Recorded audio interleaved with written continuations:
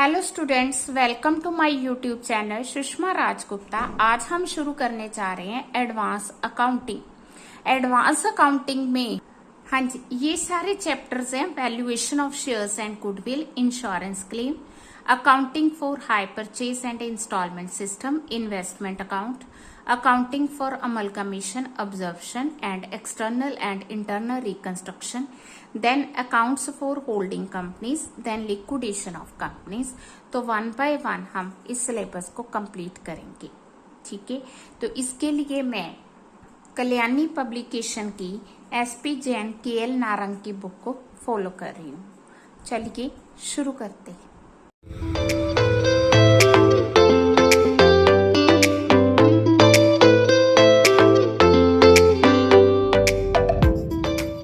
हाँ जी, सबसे पहले हम कर रहे हैं इंश्योरेंस क्लेम चैप्टर।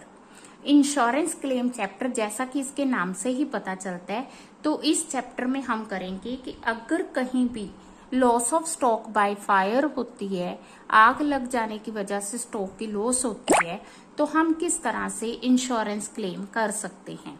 इसके लिए पहले तो जरूरी है कि वो जो स्टॉक है दैट शुड बी इंश्योर्ड, उसका इंश्योर्ड होना जरूरी है।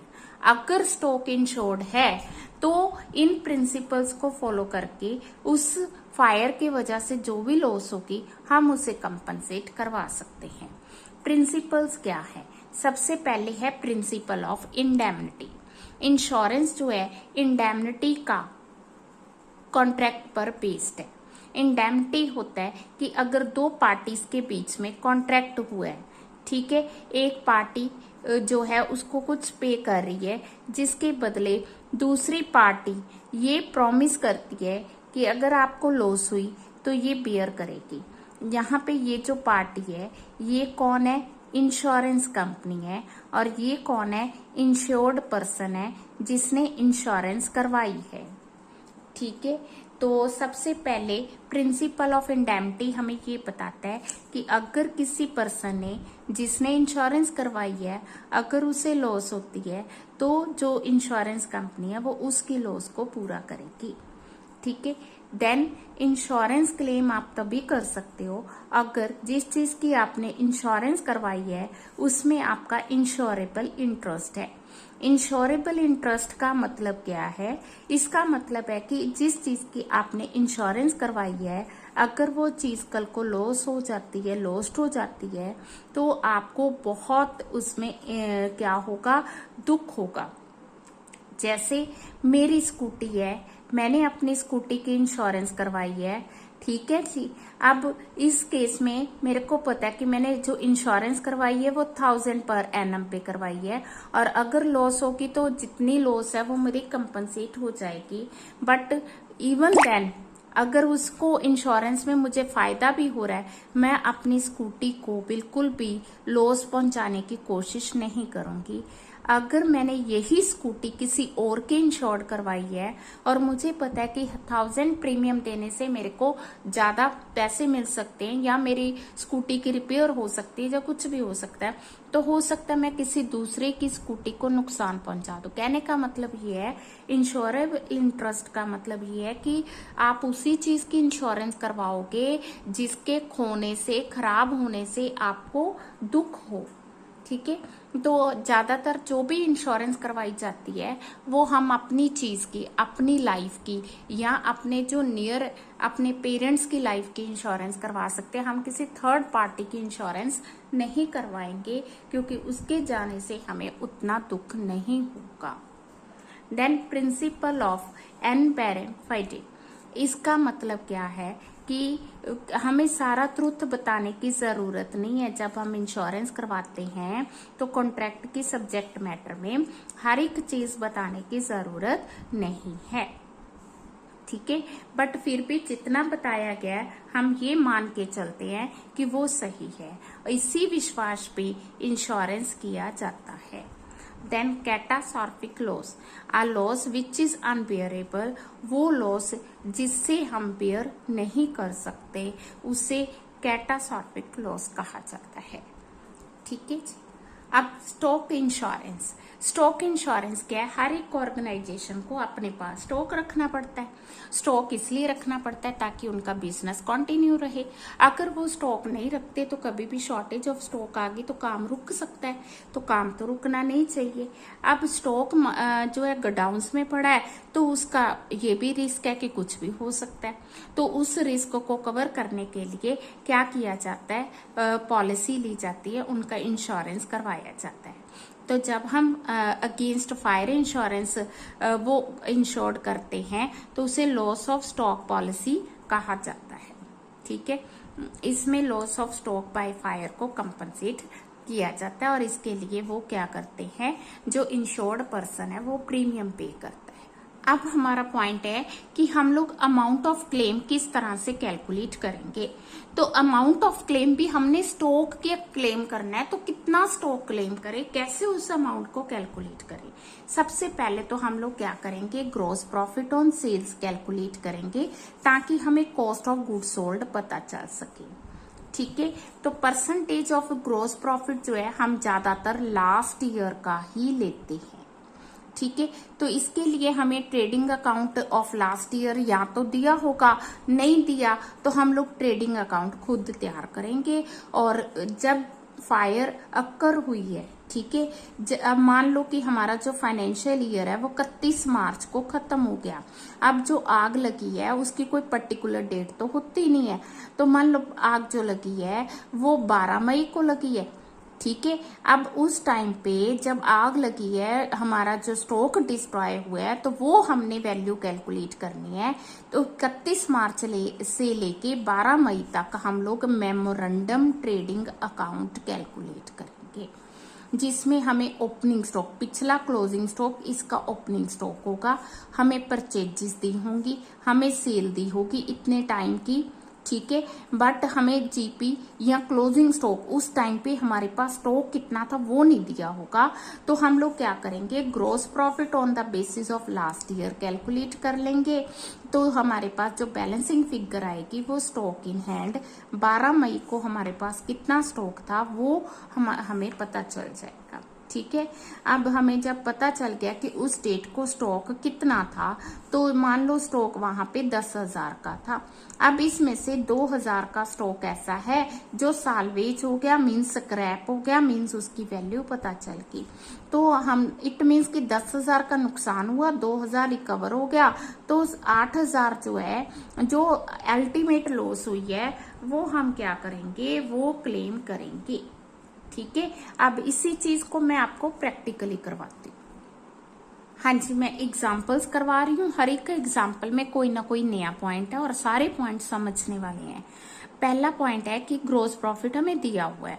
अब जब फायर अक्कर हुई है वो 25 अप्रैल 2016 को हुई है। ठीक है जी, तो हमने किस तरह से हाँ जी, हमें ओपनिंग स्टॉक दिया हुआ है, हमें purchases to the date of fire दी हुई है, मतलब जब हमारा ये साल शुरू हुआ तब से लेके डेट ऑफ फायर तक की, हमें डायरेक्ट एक्सपेंस दिए हुए हैं। ठीक है, और सेल दी हुई है, और जीपी रेशो हमें ऑलरेडी दी हुई है। ठीक है जी, दैट इज 15%। ठीक है, हाँ जी, जैसा कि मैंने आपसे कहा था कि हम लोग मेमोरेंडम इसलिए यूज करते हैं क्योंकि इन बिटवीन ईयर्स ये बनाया जाता है। ठीक है, ये इसलिए बनाया गया क्योंकि हमें पता नहीं था कि जब फायर अक्कर हुई तो हमारे पास स्टॉक कितना था। ओपनिंग स्टॉक जैसा कि मैंने आपको स्टेटमेंट में दिखाया, इट इज 2,50,000। परचेजेस हमें दी हुई है, दैट इज 10 लाख। ठीक है, और हमें दिया है वेजेस हमें कितने दिए हुए हैं, वेजेस हमें दिए 2 लाख रुपीज। और इसके अलावा हमें क्या दिया है, मैन्युफैक्चरिंग एक्सपेंस दिया हुआ है, वो कितना दिया है, वो हमें दिया हुआ है 1 लाख रुपीज।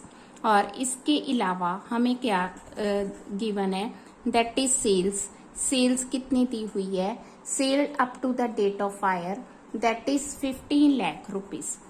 इसके अलावा जो मैंने आपको स्ट्रेस देके बताया था वो था जीपी रेशो। ठीक है, यहां तक तो कोई प्रॉब्लम नहीं है ना, ये चीजें तो हमें गिवन है। ठीक है, क्योंकि जैसे जैसे एक्सपेंसेस अक्कर होते हैं हमें पता चलता है। तो जीपी रेशो 15% दी है, तो 15 लाख का 15% ठीक है। जीपी आ गया 2,25,000 आ गया जी। अब जब जीपी कैलकुलेट हो गया, सारा कुछ हमें पता चल गया, तो कहाँ पे कौन सी जो फिगर है दैट इज मिसिंग, यहाँ पे जो मिसिंग है वो है क्लोजिंग स्टॉक। क्लोजिंग स्टॉक नहीं पता, मींस जब आग लगी तब कितना स्टॉक था, तो वो हम लोग बैलेंसिंग फिगर लेंगे।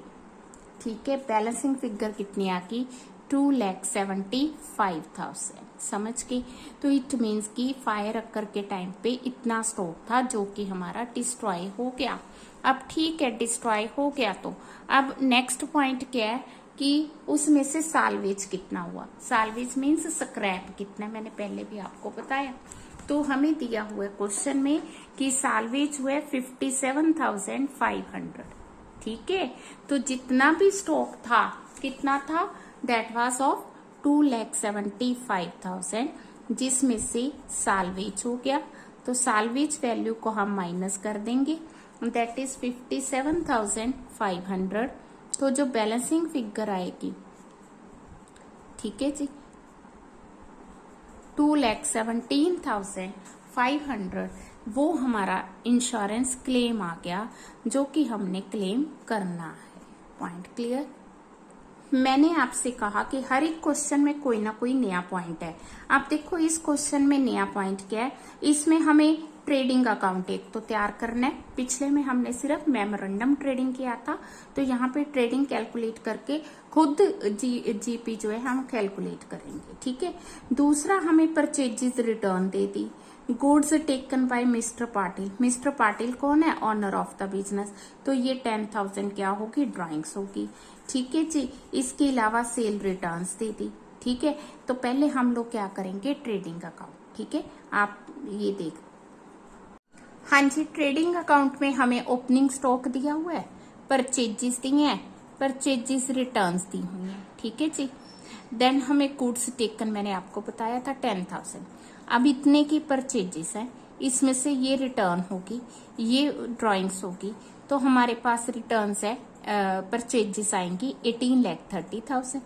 इधर सेल आ गई, सेल हमें दी है 20,60,000, इसमें से रिटर्न्स माइनस करेंगे तो ये 20 लाख आ गई। ठीक है, क्लोजिंग स्टॉक भी हमें दिया हुआ है। इसके अलावा ये जो है ना, इस बुक के अकॉर्डिंग ये 2015 है। 2015 में गुड्स डिस्ट्रॉय बाय फायर लिखी हुई है पिछले साल। ठीक है, अगर loss of goods by fire होती है ना, तो उसको हम ट्रेडिंग की क्रेडिट साइड शो करते हैं। कितनी अमाउंट दी है, दैट इज 30,000।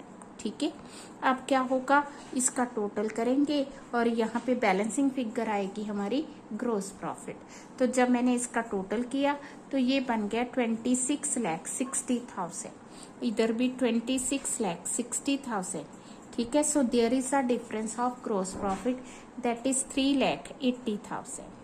ठीक है, अब हमें ग्रोस प्रॉफिट पता चल गया, सेल हमें दी हुई है, तो इससे क्या होगा, इससे हमारे पास जीपी रेशो आएगी। GP ratio is equal to gross profit over, हाँ जी, GP ratio GP over sales into 100। तो जीपी हमें दिया हुआ है gross profit that is 3,80,000, sales हमें दी हुई है दैट इज 20 लाख। तो इससे हम लोग क्या करेंगे, ग्रोस प्रॉफिट रेशो फाइंड करेंगे। तो जब हमने इनको आपस में कैंसिल किया तो उससे क्या आ गई, gross profit ratio that is 19%।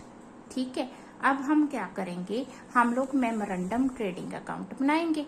अब मेमोरेंडम ट्रेडिंग अकाउंट बनाने के लिए हमें एक तो ओपनिंग स्टॉक चाहिए।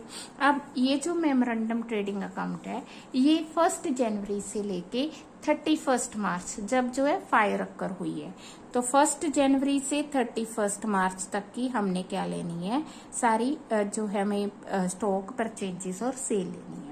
तो क्लोजिंग स्टॉक जो 31 दिसंबर का है वो 1 जनवरी का ओपनिंग स्टॉक हो गया।